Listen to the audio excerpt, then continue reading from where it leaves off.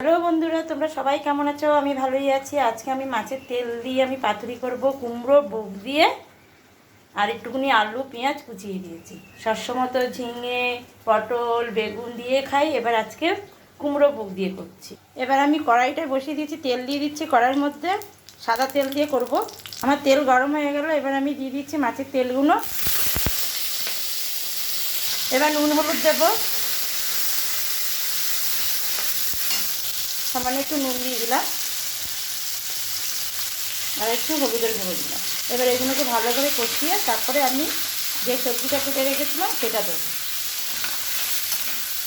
এবার সবজিটা দিয়ে দিচ্ছি, কুমড়ো বুকটা, আলুটা কুচিয়ে, পেঁয়াজ টমেটো কুচিয়ে, লঙ্কা সব দিয়ে দিলাম।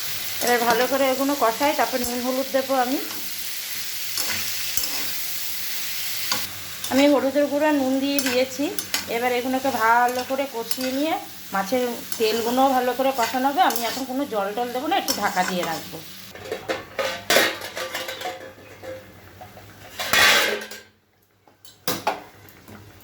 এবার আমি তুলে দেখি,